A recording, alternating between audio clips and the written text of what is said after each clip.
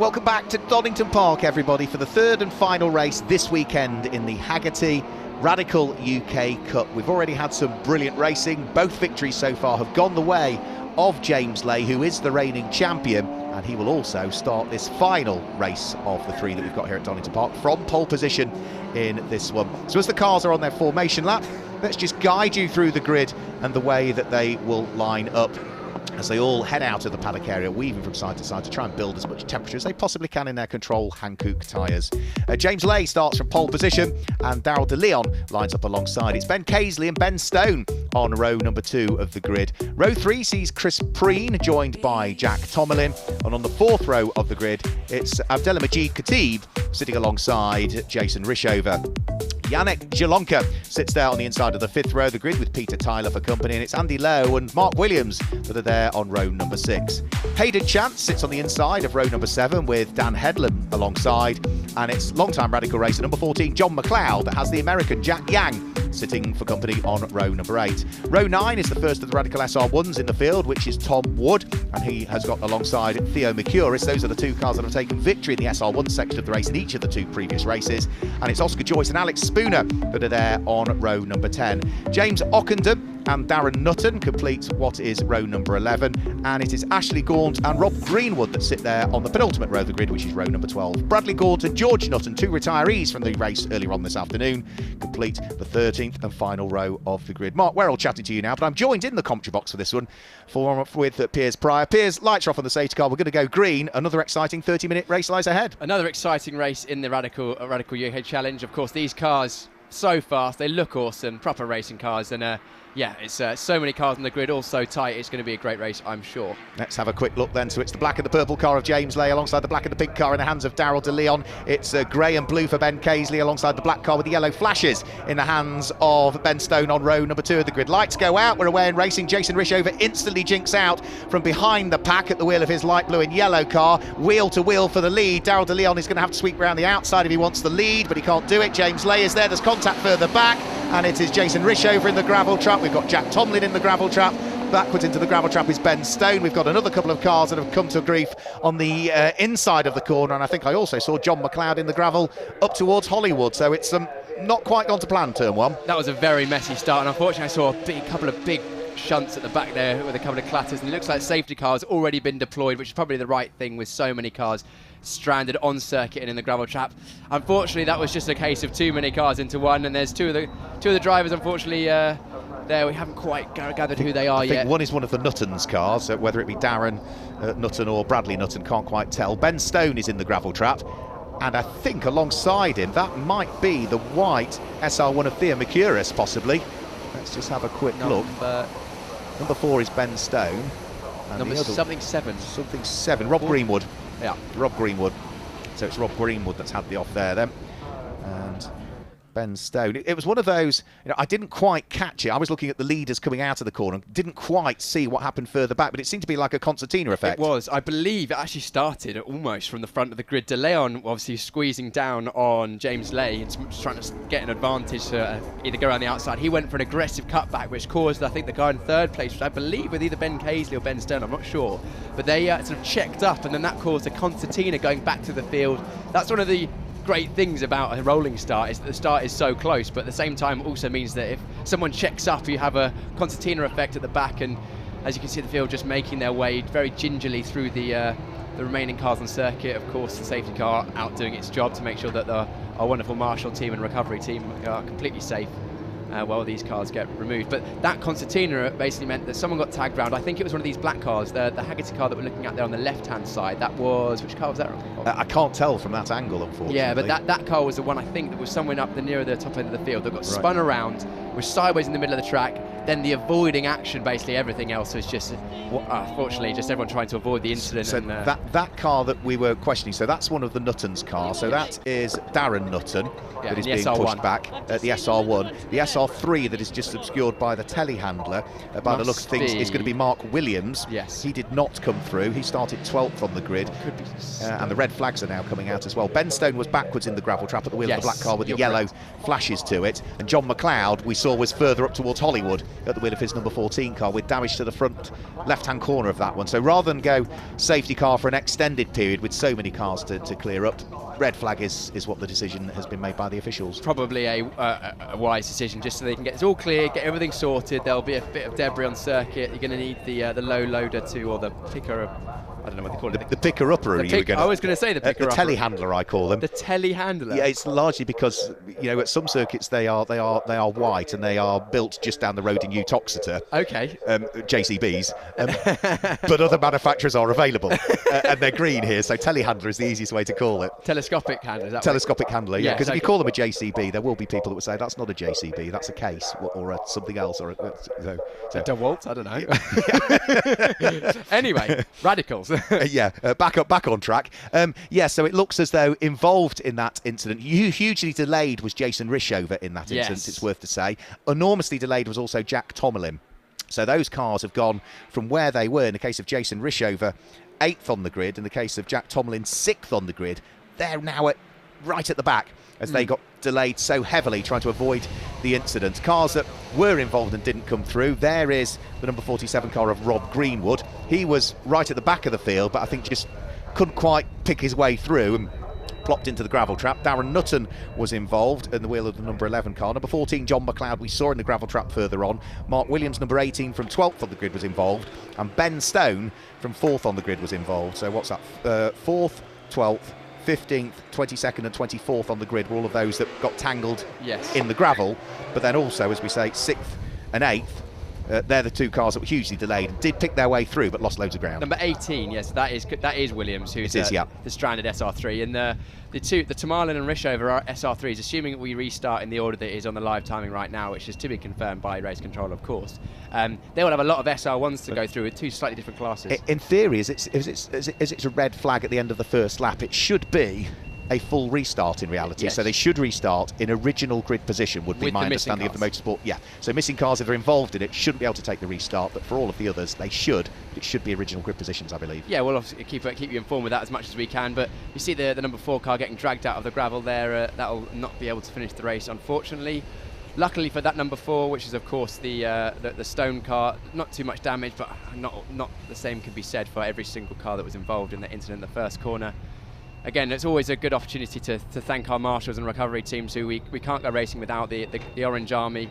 They make sure that we are able to go racing safely, and then if something does go wrong like it has done at the start of this radical race, and they are there to reset the grids, make sure everyone's safe, all the cars are recovered and ready to go racing once again. We can see the MSV team there making notes of all of the cars that are remaining, getting everything gridded up, ready to go as soon as we can. Once the track is clear, I'm sure we'll get going again for another rolling start.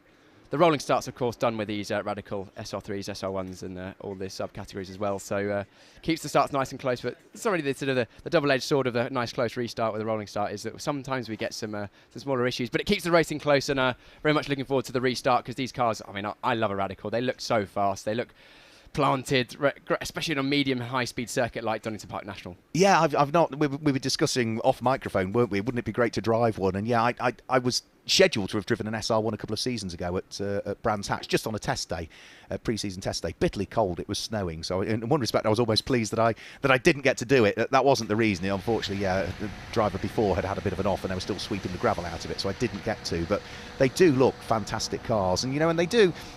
We always associate radicals with racing cars, but there are some that are registered for the road. They have produced road-based models of radicals. I've never seen one on the road, but they are fantastic things. And I did a while ago, when Radicals under different ownership, did get a passenger ride in an RXC, one of the coupes. They are very special cars. Because the RXC made an appearance at one point during the GT Cup, didn't it? It did, yeah. Last year we saw one out in GT Cup, which is also here at Donington Park this weekend. Yeah. So, what I like about Radical is that if you have one, you can go and race. If you want to, ship it all over the world. But if you want to go and race it in the Middle Eastern Championship, we do see some British drivers go out and race in that. Ian Loggy, who is here this weekend racing, has gone out and raced in the Middle Eastern Championship. We've got drivers that have raced in the Scandinavian Championship, the likes of Oscar Kruger some years ago, and then came over to the UK and won the UK Championship as well.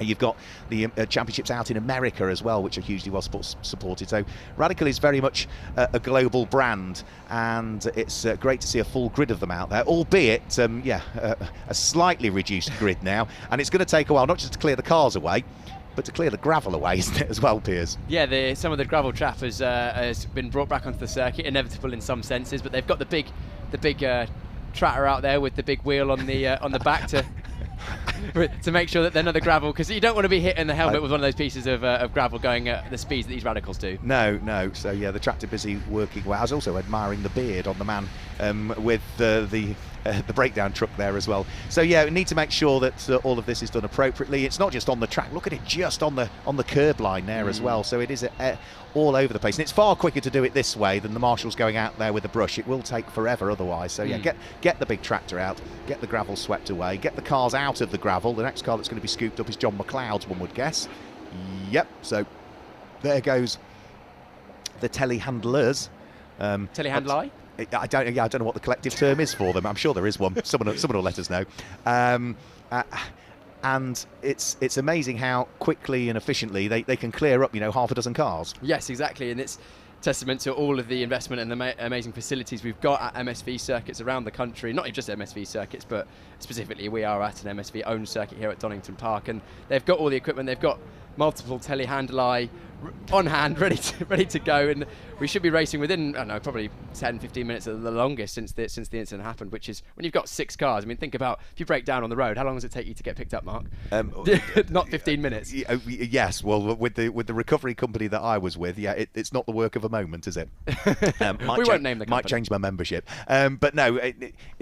They have to do it quickly. They have to do it efficiently, and that's why, when you have the likes of Mick Avery, who's been recovering cars here at Donington Park for his company for the best part of 40 years probably, they know it. It's a very different type of recovery to breaking down at the side of the road. Of course, they don't have to do any roadside repairs in these instances, but they have to be also sensitive to the cars, because some cars, of course, you could quite easily drag, like for example a Clio, which is quite high ride height. You could drag it through the gravel, it'll roll through, whereas some of these Radicals, which are so low, you've got a front splitter, you don't want to increase the damage any more than there's already done there, so they will be sensitive to how the cars need to be extracted from their specific position. Yeah, absolutely. Yeah, so that's what they need to do, but also do it as quickly as they can at the same time, because of the time pressures of needing to get through the full race program. So after Radicals, we've still got another 1, 2, 3, 4 races coming up on the rest of the program here at Donington Park.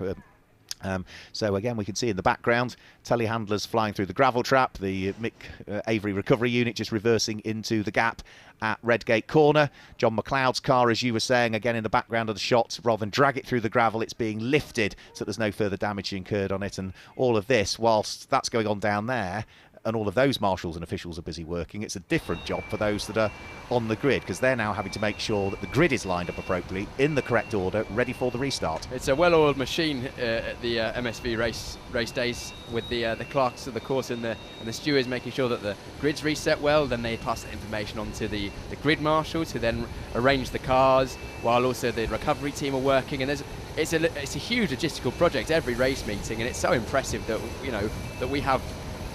That we can do this. Basically 5 cars can be off, and then everything's ready to go as soon as they're clear.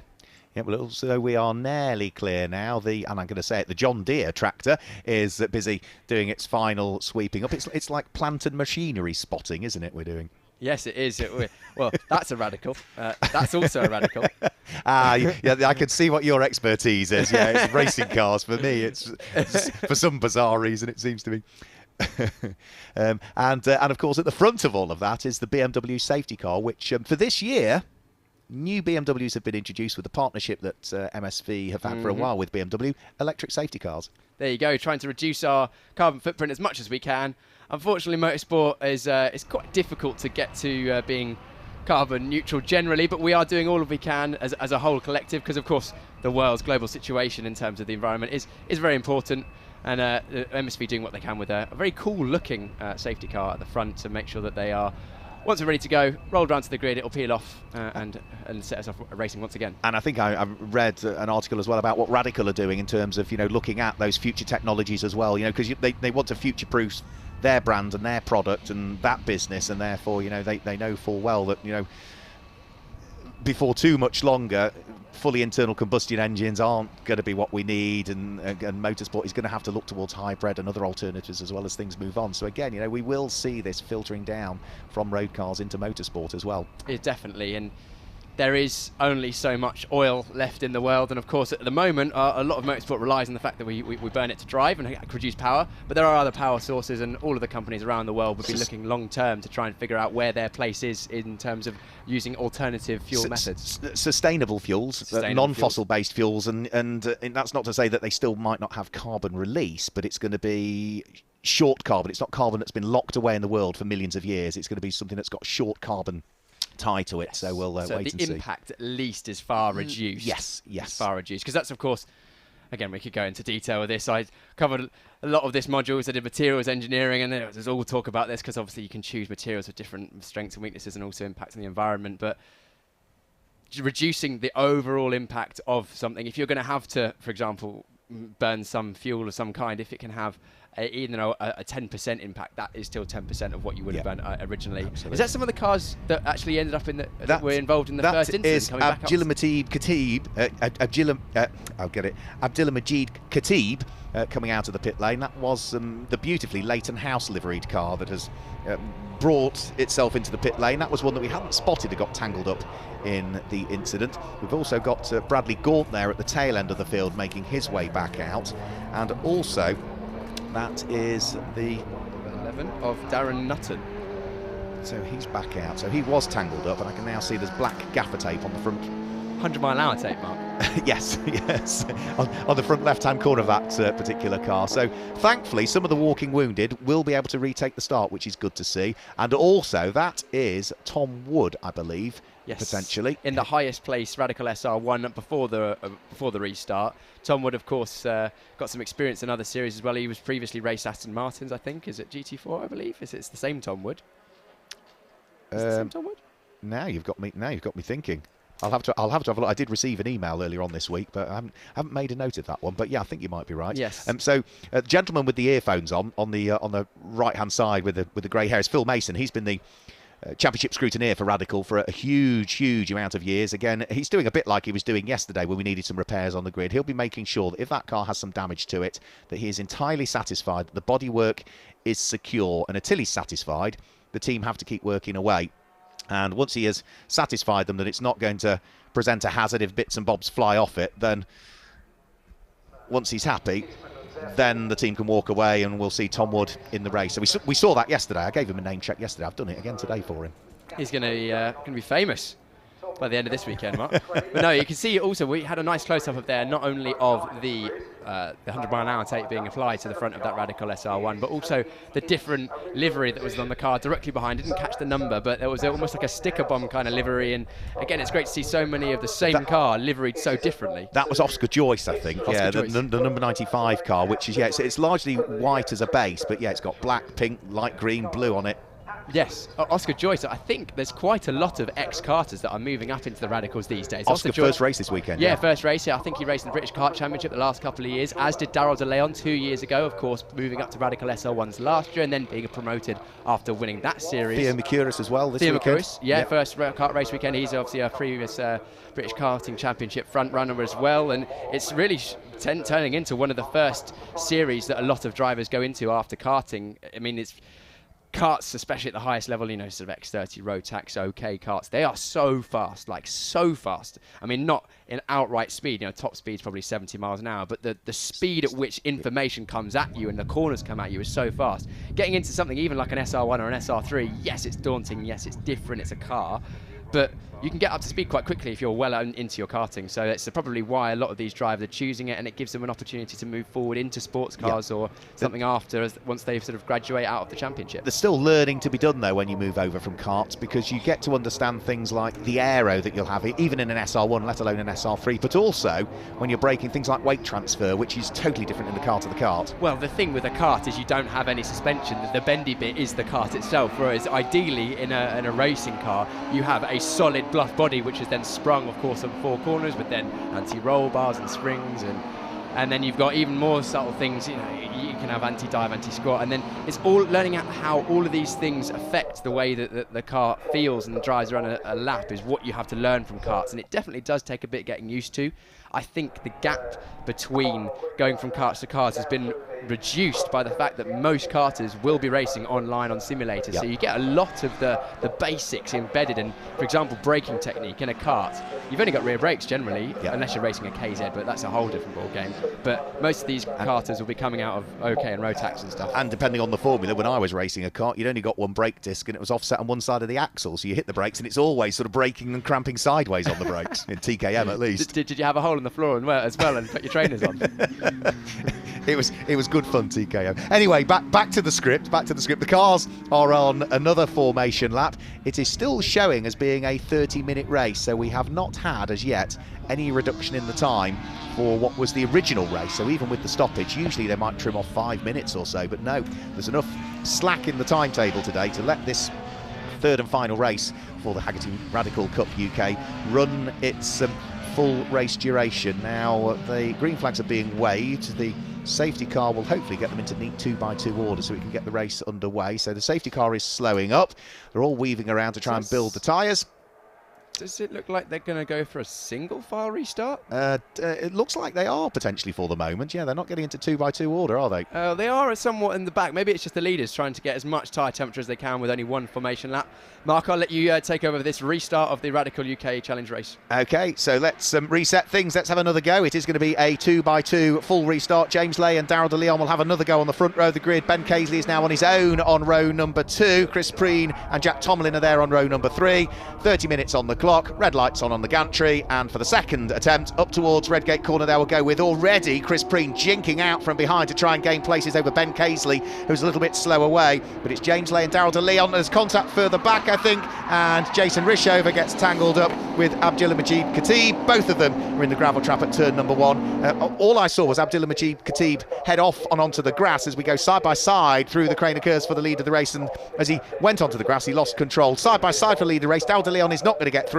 James Lay is not going to let him. He's got all the way around the outside. Yeah, Daryl de Leon going all the way around the outside of the old hairpin. That is an absolutely outrageous move. I think he may, it's hard to tell from this angle, he may have left the circuit. It'll be hard to see from that camera angle, and it seems like we've got another safety car as these cars are now beached in a very, very similar position to we had in the first race. Yep, so it's not quite going to happen this time through, but thankfully with only 2 cars there, both drivers out already, the car's only just in the gravel trap, this should be a fairly brief safety car period. So we will not as yet really had a full racing lap, have we? But it was just one of those unfortunate things. Once he's on the grass and out of control on the first lap of the race, you're always going to be very lucky if you can manage to squeeze your way back through the pack whilst out of control and not get collected. Unfortunately, Jason Rishover was the wrong man in the wrong place at the wrong time. Yeah, Abdullah-Majid Khatib is really unlucky to it. I think he just squeezed or got slightly.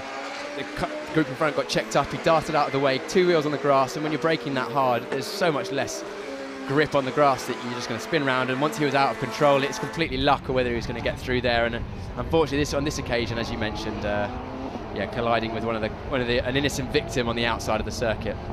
Yeah, I did say yesterday that Jason Rishover has been a long-time radical racer, and some weekends just has no luck at all. Well, this weekend he has had a third and he's had a fourth, but he's also had a non-finish, so he's had mixed fortunes over the course of this weekend. He's a former runner-up in this championship, Jason Rishover. He was runner-up back in 2021 in the championship, but say he's been around for a very, very good number of years.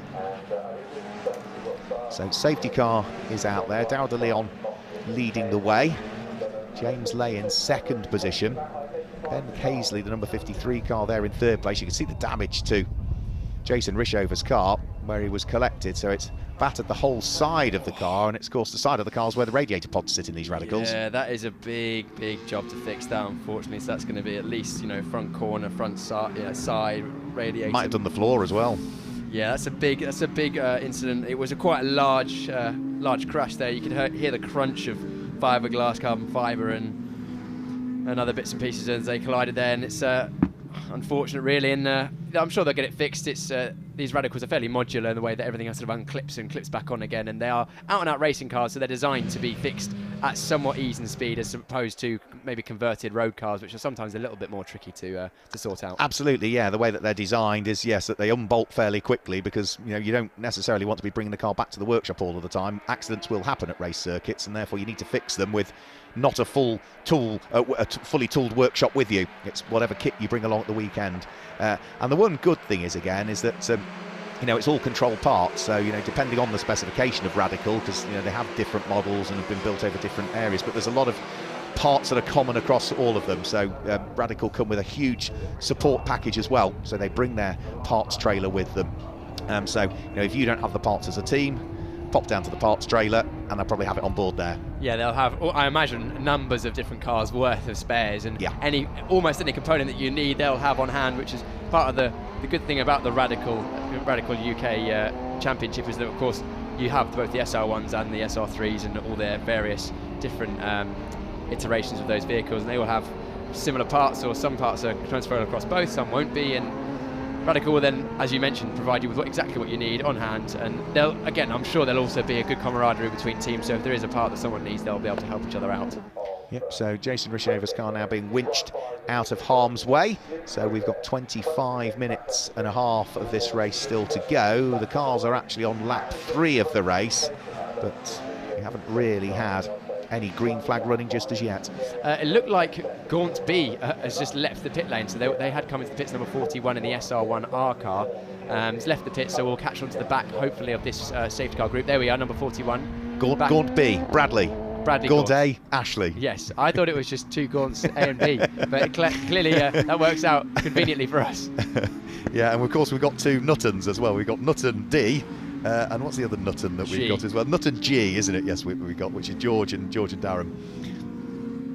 And we've often seen that in Radical, actually, where, whether it be running separate cars, or when we used to have the endurance races where you could share the car as well, father and sons or siblings racing. We've seen a raft of it over the years. Lights are off on the safety car, so it's going to be single file restart this time, so Daryl de Leon will decide as to when he wants to get things going. James Lay isn't bothering with weaving round because he wants to be able to react instantly as soon as he sees Daryl de Leon put his foot down, which he does now. So Daryl de Leon goes for the restart. James Lay will try and stick with him as best he can, no overtaking until the control line, and as we go up towards the start-finish line now, good restart from Daryl de Leon.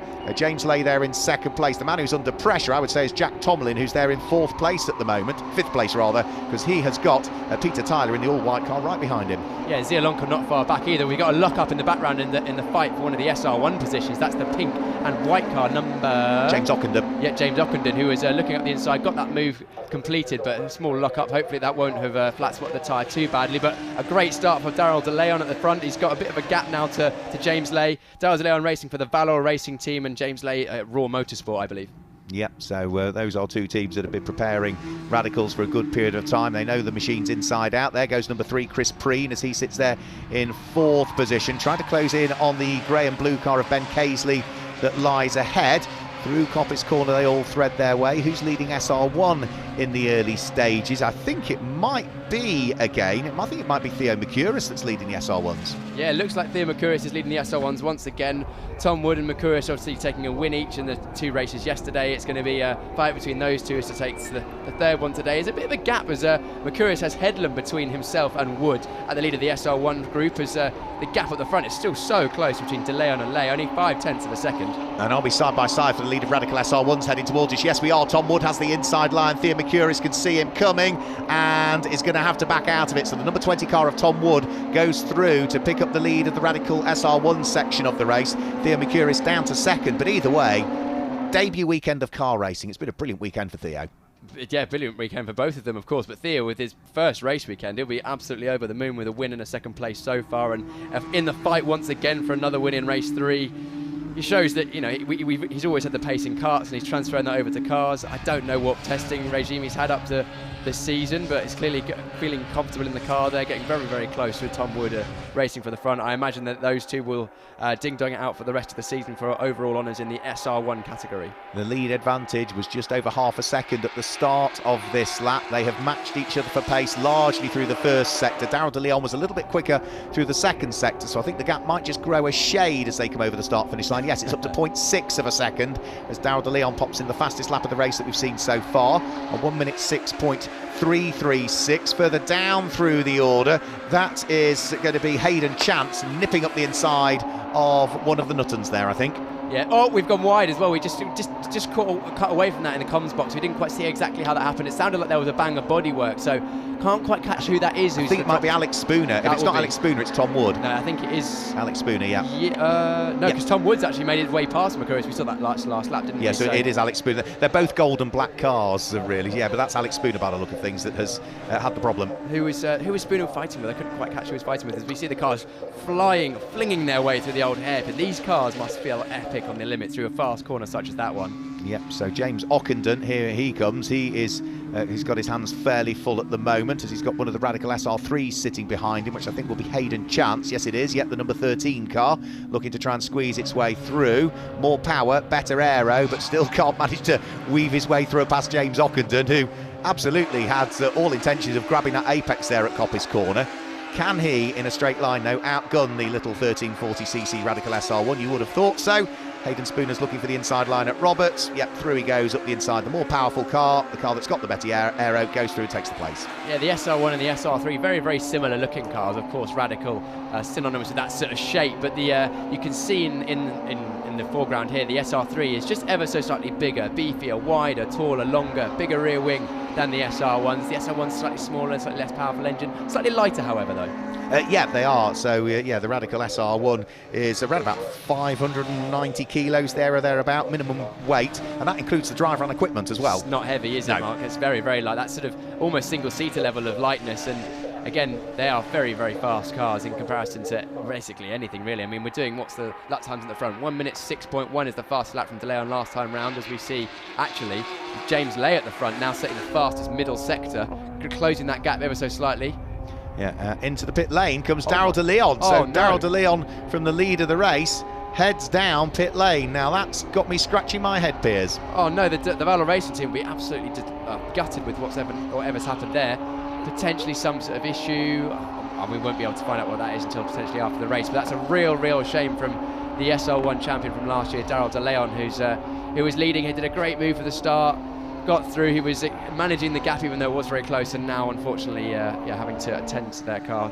The Valor Racing team will do all they can to get him ready and back out if they can, to at least see if the issue has been resolved. Yeah, this weekend won't be the first time you'll have commentated when Darryl de Leon's been under grid, because he did a GB4 round last year. He did, very successfully actually. GB4 did a guest round with Valor Racing. They I think they rented one of the cars for the weekends, and he I can't remember if he got a win, but I think he got a podium at least. He got a podium at least. Yeah. I can't remember off the top of my head, but he's clearly a very fast and talented driver. He's getting a lot of track time out in the Radicals as well as other series as well. The SR1 was clearly suited him fairly well compared to the GB4 car, but he's back out on circuit, so at least he can get going again. We'll keep it a half an eye on his lap times to see how he would have fared potentially against James Lay, but James Lay in the fortunate position for Raw Motorsport to take the lead, and he sets the fastest lap on that last lap, James Lay, a 1:05.900, so the fastest lap by quite some margin, probably like 2 seconds actually, because Casely in third place, who's dropping about 4 seconds back now, is only in the 1:07s. Into the pit lane comes another one of the cars. That is going to be Andy Lowe that's coming into the pit lane. Of course, this is race 3, so we do have a mandatory pit stop in race 3. So into the pit lane they will come. That mandatory pit stop, because it means that after the first 8 minutes of the race, the pit window will open and closes after 18 minutes of the race. So that's what we're seeing now, is the mandatory pit stops taking place. I see. So de Leon actually took that. Do you reckon that was his mandatory? That was his mandatory pit stop. Yeah, absolutely. I'd forgot, because it used to be a 40-minute race with the pit stop. They've squeezed it for this year, so it's a 30-minute race with the pit stop. Okay. So caught me out that one. Apologies. No, and myself as well, Mark. Sorry about that. But no, it's maybe it'll be interesting to see how the pitting early will either benefit or not benefit Darryl de Leon, because Darryl de Leon was of course in the lead, he had the advantage, but maybe he thinks he's got more pace and clear air than James Lay. So if he thinks that, then he would have pitted to get James Lay out of his tow, get some clear air, set some blistering lap times. Let's have a look. De Leon's last lap, has he done a clean lap yet? Not quite. 1:06.1 compared to No, actually 1:59. So he's about to complete his first lap, flying lap out of the pits, and we'll keep an eye on that. He set the fastest first sector delay on in his first flying lap at 19.58 compared to James Lay on a 19.62. So barely anything between them, but this could be a good move in terms of tactics for De Leon. Yeah, and the way it works for the pit stop is that you are timed from pit in to pit out, and you add what is 18 seconds to drive down the pit lane here at Donington Park at the regulatory speed limit. You add that to the 45 seconds that you must remain stationary for this weekend. It changes subtly with success seconds for future rounds. And if you're any quicker than the minimum time of adding those two together, you've done one of two things. You've either sped down the pit lane or you've not stopped for a sufficient amount of time. Daryl De Leon's first lap on his own, a 1:05.901. Fast lap of the race, James Lay, 1:05.900. So only a thousandth of a second separating the fastest two drivers on circuit at the moment, as De Leon goes faster again in Sector 1. So he's on an absolute mission to extend that gap. So Lay is in this pit. So Lay is in the pits from the lead of the race. So this time round on the exit of the pits, we will see who is going to come out of the overall lead. You were talking about that average, or that lap time of a 1:05.9. Well, that means the average speed, and this includes the Robert Chicane and the Old Hairpin and Redgate Corner, nearly 99 miles per hour. Oh, it's not slow, is it? Absolutely not slow. These cars are fast. Is that James Lay leaving his pit box? Yes, it is. Let's keep a close eye on the pit exit now to see where Daryl De Leon is. Daryl De Leon coming down towards the Robert Chicane. Yeah, I think this is going to be very close. I think James Lay's probably just about going to have it, is he? And that is lots of smoke coming from the back of James Ockendon's car. He's holding his hand aloft. And is that fluid that he's depositing, or oil down there? That car is smoking its way down through Hollywood. But yeah, James Lay has managed to come into the pits, conduct his mandatory pit stop and get back out before over the start-finish line came that car of Daryl De Leon, as James Ockendon does a sensible thing, pulls the car off in a nice gap and gets it well and truly out of harm's way immediately. Good driving. That is excellent driving, allowing all of his fellow competitors to continue their race unabated. And it's I'm a little confused as to how James Lay has got such a massive gap to Daryl De Leon. It looked like it was like 10 seconds or something like that. So whether De Leon actually did have a problem and their team were checking it over and it's extended his pit stop more than the allotted, was it 45 seconds? 45 seconds in theory, it has to be stationary, yeah. So be interested to see if there's anything there, because I was expecting that gap to be, seconds, a couple of seconds max, but it's, well, we'll see at the end of this lap how much it is.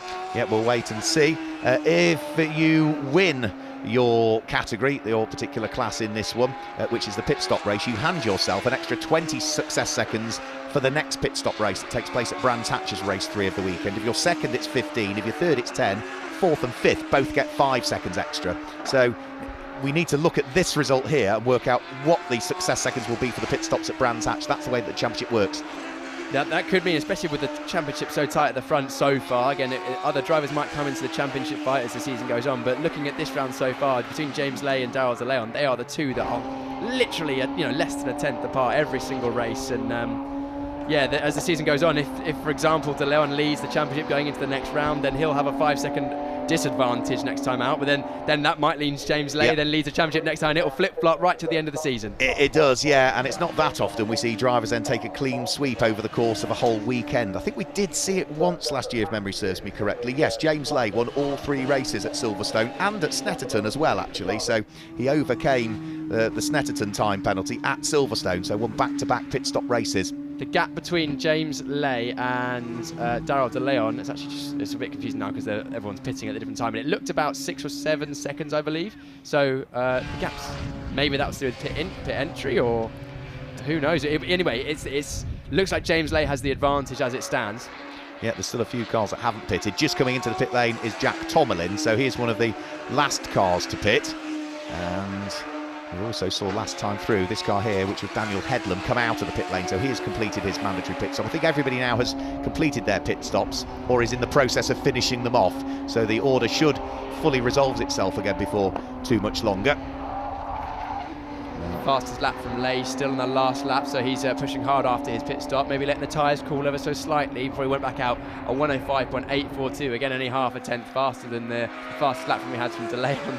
So there's still those two almost inseparable in lap times. The gap is, and I can confirm from last time round, it is 7.791 seconds between Lay and De Leon, as we have a spin for number 78 into the Robert Chicane and stranded in the gravel. That will almost certainly mean a double wave yellow to retrieve that car, potentially even a safety car. We will see how that goes. And who was right behind him at the point that he spun? The race leader, James Lay. It was actually Gordon that had the rotation, has dropped it into the gravel trap there. But yeah, that was a scary moment there for James Lay, who'd done all the hard work to try and grab the lead of the race, and then almost got tangled up in somebody else's mistake. Yeah, lost ever so slightly in the last sector due to that, James Lay, losing about 0.6 of a second to De Leon in second after everyone's completed their pit stops. But the gap's still out at just over 7 seconds.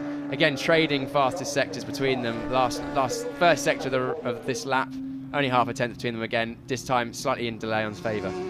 Who's leading the SR1 charge at the moment? It is still Theo Mercuris that leads it by about 2.5 seconds from the next car back behind him. But that next car behind him is going to be an SR3. So you actually have to look at number 45, George Nutton, who is second of the SR1s. And as a result of that spin and into the gravel trap for Ashley Gaunt at the Robert Chicane, 11.5 minutes to go, safety car.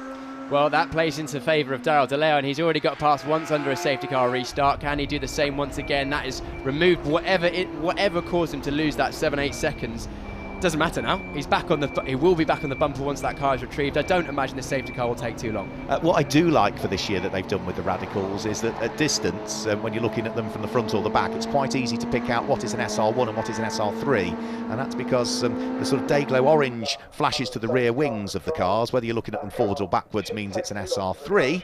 If it's a day-glow green flash to the rear wing, then that means it's one of the SR1s, and I don't recall seeing that last year. No, it's good to be able to tell them apart, because as much as we've been seeing Radicals for a few years, so it's easy for us to tell them apart. At a glance, they do look very similar. Yeah. They're very similar shape, especially if they're not right next to each other. So having those flashes, Dayglow Red SR3. So it's a good addition to the cars, and allows a bit like in a GT car when you have the sun visor strip. Sun visors, or at Le Mans, different coloured headlamp. Yes, colour, yeah. But we don't have the luxury of either of those things in a Radical, because of course no windscreen.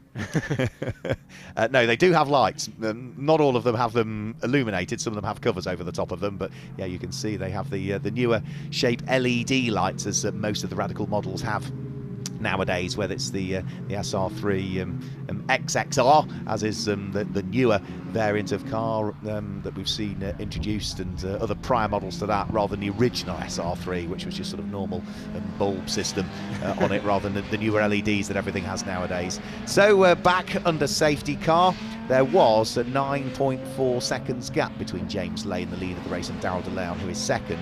And whilst you say that gap is going to close up because of this safety car, there will still be a raft of back marker traffic, 3 other cars between first and second in this race. So when the race gets back underway, James Lay can get on with it. Daryl De Leon can't overtake any one of those 3 slower cars, and all of them are SR1s, until almost on the run up towards Redgate Corner. Right, putting my racing driver hat on now. If James Lay can see that in his mirrors, he will be thinking, I will want to back the field up. As soon as those safety car lights go out, I will want to back the field up as much as I can, so that he can get on the gas pedal. Coming out of Coppice. And have an absolutely monstrous gap by the time he comes over the start-finish line, because basically those SR1s will be much slower in a straight line and much slower through the Robert Chicane, while still under quote-unquote safety car conditions, while Daryl De Leon has to follow them. And therefore that will hopefully restore somewhat of the gap if I was James Lay.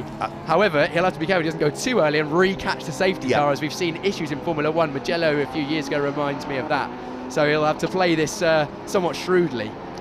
No, I was thinking exactly the same. That's exactly what you would do. Back the field up as much as possible, and then when you get on the gas part the way down that straight, you're off, you're gone.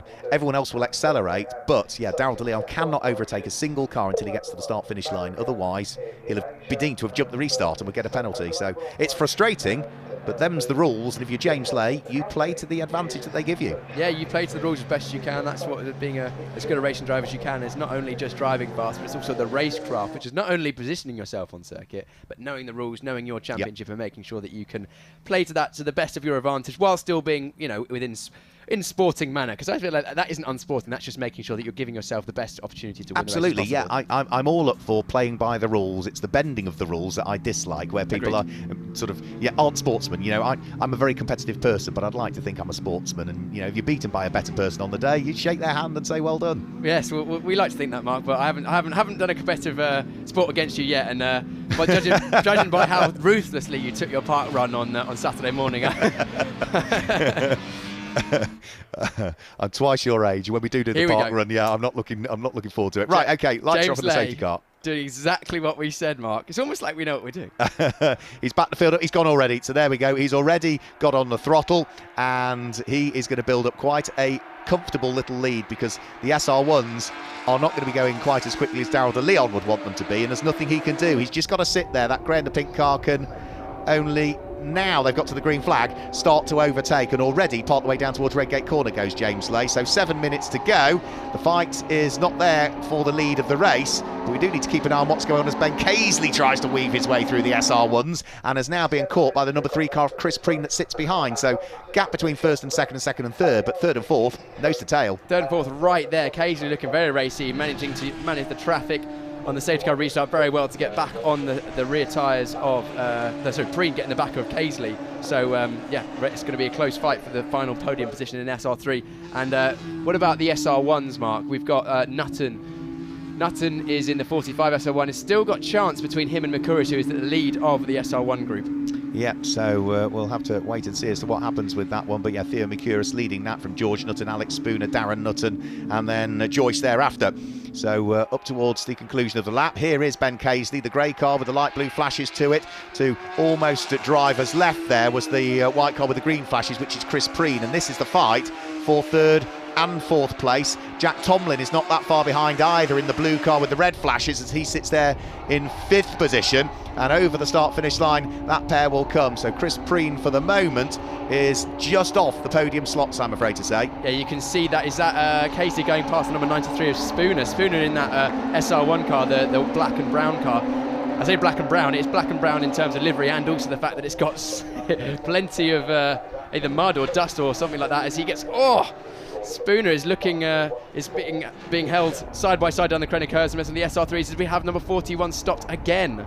Yeah, that's Bradley Gaunt that stopped at pit lane exit. That's not in a particularly safe place, because a lot of cars do use that tarmac at pit lane exit to try and get as far over to the left as they can to try and straighten up the right-hander at Redgate Corner. It's all very busy out there at the moment as a result of that safety car period. We've got just over 5 minutes to go, and the sound of gravel. We get our pictures back, and off, I'm afraid, is Andy Lowe. The number 22 is in the gravel. It's going nowhere. Could be another safety car. Could be. These Radical SR1s, the big flat floor and not much ride height, they're very, very easily beached in the grass. Yeah, unfortunately, just as that happened, yeah, the other one is that multicoloured car that we were talking about, which is going to be Oscar Joyce, and they would have been not fighting for position, but Oscar Joyce was up there in terms of Radical SR1. Unfortunately, we've had a few technical issues, and just as we heard the gravel, we lost our pictures there, and I thought I heard a bit of contact before it, but unfortunately that now means that we are not going to go safety car. We are going to go red flag, I'm afraid, this time. We have reached 75% distance as well, which means that that is going to be it for this weekend for the Radicals. And you could see a bit of damage to the right-hand side of Andy Lowe's car there.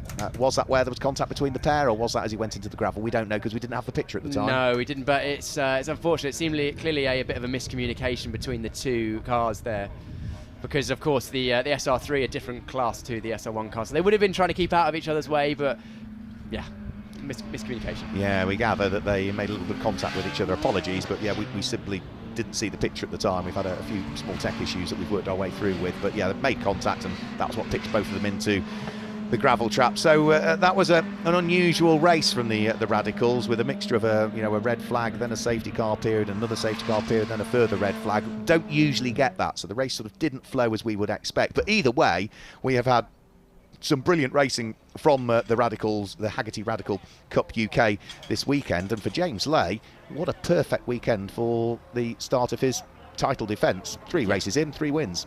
Great start to the season. Daryl de Leon will be pretty happy as well, actually, as much as he will be disappointed to not get a win, having led the race twice effectively. He is showing great pace at the start of the season, and it is a new car for him, the SR3. Clearly got some pace in a Radical generally with winning the SR1 Cup last year, but he's transferred that over to the SR3, and Valor Racing doing a great job. Valor, of course, the Radical World Champions last year with Toby Sowery going out to the States for the World Finals and winning quite convincingly. Toby Sowery is also here this weekend, I believe, driver coaching for the Valor Racing team, and they're clearly gelling well as a team, because they're right up there at the start, at the front of the SR3 field in their first attempt at this year with Daryl.